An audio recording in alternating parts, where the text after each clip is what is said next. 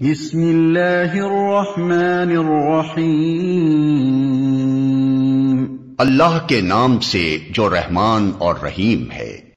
اسلام جو تہذیب انسان کو سکھاتا ہے اس کے قواعد میں سے قاعدہ یہ بھی ہے کہ وہ اپنے ہر کام کی ابتدا خدا کے نام سے کرے۔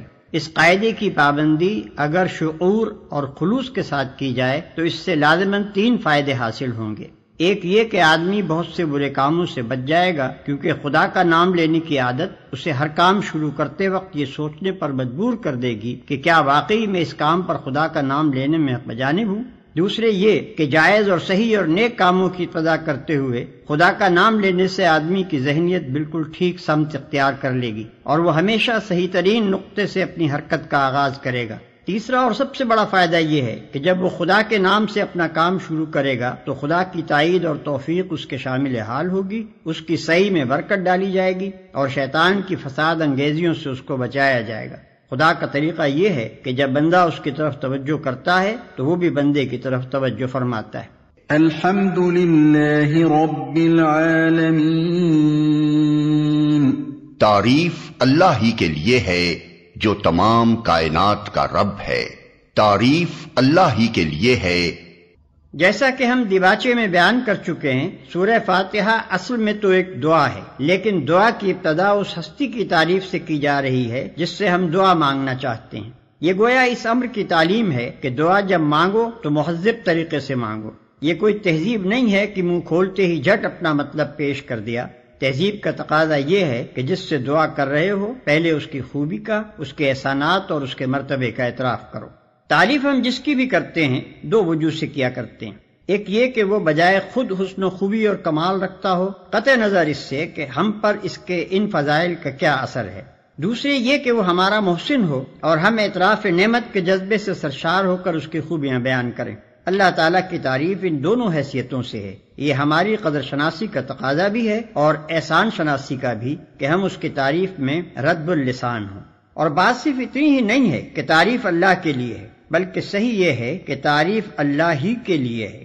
یہ بات کہہ کر ایک بڑی حقیقت پر سے پردہ اٹھایا گیا ہے، اور وہ حقیقت ایسی ہے جس کی پہلی ہی ضرب سے مخلوق پرستی کی جڑ کٹ جاتی ہے۔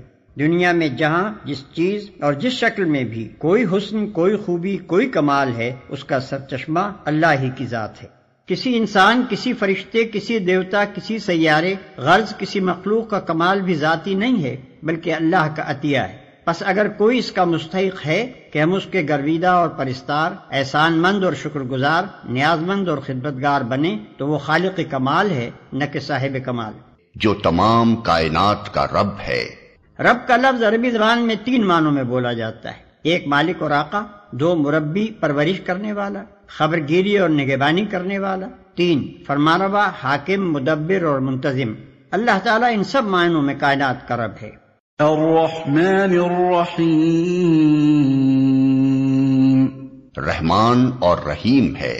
انسان کا خاصہ ہے کہ جب کوئی چیز اس کی نگاہ میں بہت زیادہ ہوتی ہے تو وہ مبالغے کے صیغوں میں اس کو بیان کرتا ہے، اور اگر ایک مبالغے کا لفظ بول کر وہ محسوس کرتا ہے کہ اس شے کی فراوانی کا حق ادا نہیں ہوا تو پھر وہ اسی معنی کا ایک اور لفظ بولتا ہے تاکہ وہ کمی پوری ہو جائے جو اس کے نزدیک مبالغے میں رہ گئی ہے۔ اللہ کی تعریف میں رحمان کا لفظ استعمال کرنے کے بعد پھر رحیم کا اضافہ کرنے میں بھی یہی نقطہ پوشیدہ ہے۔ رحمان عربی زبان میں بڑے مبالغے کا صیغہ ہے، لیکن خدا کی رحمت اور مہربانی اپنی مخلوق پر اتنی زیادہ ہے، اس قدر وسیع ہے، ایسی بے حد و حساب ہے کہ اس کے بیان میں بڑے سے بڑا مبالغے کا لفظ بول کر بھی جی نہیں بھرتا۔ اس لیے اس کی فراوانی کا حق ادا کرنے کے لیے پھر رحیم کا لفظ مزید استعمال کیا گیا۔ اس کی مثال ایسی ہے جیسے ہم کسی شخص کی فیاضی کے بیان میں سخی کا لفظ بول کر جب تشنگی محسوس کرتے ہیں تو اس پر داتا کا اضافہ کرتے ہیں۔ رنگ کی تعریف میں جب گورے کو کافی نہیں پاتے تو اس پر چٹے کا لفظ اور بڑھا دیتے ہیں۔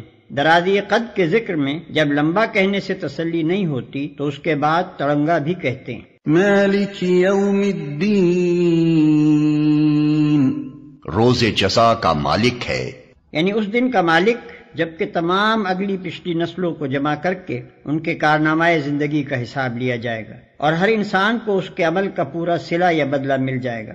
اللہ کی تعریف میں رحمان اور رحیم کہنے کے بعد مالک روز جزا کہنے سے یہ بات نکلتی ہے کہ وہ نرا مہربان ہی نہیں ہے بلکہ منصف بھی ہے، اور منصف بھی ایسا با اختیار منصف کہ آخری فیصلے کے روز وہی پورے اقتدار کا مالک ہوگا، نہ اس کی سزا میں کوئی مزاحم ہو سکے گا اور نہ جزا میں مانے۔ لہذا ہم اس کی ربوبیت اور رحمت کی بنا پر اس سے محبت ہی نہیں کرتے بلکہ اس کے انصاف کی بنا پر اس سے ڈرتے بھی ہیں، اور یہ احساس بھی رکھتے ہیں کہ ہمارے انجام کی بھلائی اور برائی بالکلیہ اسی کے اختیار میں ہے۔ إياك نعبد وإياك نستعين ہم تیری ہی عبادت کرتے ہیں اور تجھی سے مدد مانگتے ہیں، ہم تیری ہی عبادت کرتے ہیں۔ عبادت کا لفظ بھی عربی زبان میں 3 معنوں میں استعمال ہوتا ہے۔ 1 پوجا اور پرستش، 2 طاعت اور فرما برداری، 3 بندگی اور غلامی۔ اس مقام پر تینوں معنی بیک وقت مراد ہیں، یعنی ہم تیرے پرستار بھی ہیں، مطیع فرمان بھی اور بندہ و غلام بھی۔ اور بات صرف اتنی ہی نہیں ہے کہ ہم تیرے ساتھ یہ تعلق رکھتے ہیں، بلکہ واقعی حقیقت یہ ہے کہ ہمارا یہ تعلق صرف تیرے ہی ساتھ ہے۔ ان تینوں معنوں میں سے کسی معنی میں بھی کوئی دوسرا ہمارا معبود نہیں ہے۔ تجھی سے مدد مانگتے ہیں، یعنی تیرے ساتھ ہمارا تعلق محض عبادت ہی کا نہیں ہے بلکہ استعانت کا تعلق بھی ہم تیرے ہی ساتھ رکھتے ہیں۔ ہمیں معلوم ہے کہ ساری کائنات کا رب تو ہی ہے اور ساری طاقتیں تیرے ہی ہاتھ میں ہیں اور ساری نعمتوں کا تو ہی اکیلا مالک ہے، اس لیے ہم اپنی حاجتوں کی طلب میں تیری طرف ہی رجوع کرتے ہیں، تیرے ہی آگے ہمارا ہاتھ پھیلتا ہے اور تیری مدد ہی پر ہمارا اعتماد ہے۔ اسی بنا پر ہم اپنی یہ درخواست لے کر تیری خدمت میں حاضر ہو رہے ہیں۔ اهدنا الصراط المستقیم ہمیں سیدھا راستہ دکھا، یعنی زندگی کے ہر شعبے میں خیال اور عمل اور برتاؤ کا وہ طریقہ ہمیں بتا جو بالکل صحیح ہو، جس میں غلط بینی اور غلط کاری اور بد انجامی کا خطرہ نہ ہو، جس پر چل کر ہم سچی فلاح و سعادت حاصل کر سکیں۔ یہ ہے وہ درخواست جو قرآن کا مطالعہ شروع کرتے ہوئے بندہ اپنے خدا کے حضور پیش کرتا ہے۔ اس کی گزارش یہ ہے کہ آپ ہماری رہنمائی فرمائیں اور ہمیں بتائیں کہ قیاسی فلسفوں کی اس بھول بھلیاں میں حقیقت نفس الامری کیا ہے، اخلاق کے ان مختلف نظریات میں صحیح نظام اخلاق کون سا ہے، زندگی کی ان بے شمار پگڈنڈیوں کے درمیان فکر و عمل کی سیدھی اور صاف شاہراہ کون سی ہے۔ صراط الذین انعمت علیہم غیر المغضوب علیہم ولا الضالین ان لوگوں کا راستہ جن پر تو نے انعام فرمایا، جو ماتوب نہیں ہوئے، جو بھٹکے ہوئے نہیں ہیں، ان لوگوں کا راستہ جن پر تو نے انعام فرمایا۔ یہ اس سیدھے راستے کی تعریف ہے جس کا علم ہم اللہ تعالیٰ سے مانگ رہے ہیں، یعنی وہ راستہ جس پر ہمیشہ سے تیرے منظور نظر لوگ چلتے رہے ہیں، وہ بے خطا راستہ کہ قدیم ترین زمانے سے آج تک جو شخص اور جو گروہ بھی اس راہ پر چلا وہ تیرے انعامات کا مستحق ہوا اور تیری نعمتوں سے مالا مال ہو کر رہا، جو ماتوب نہیں ہوئے، جو بھٹکے ہوئے نہیں ہیں۔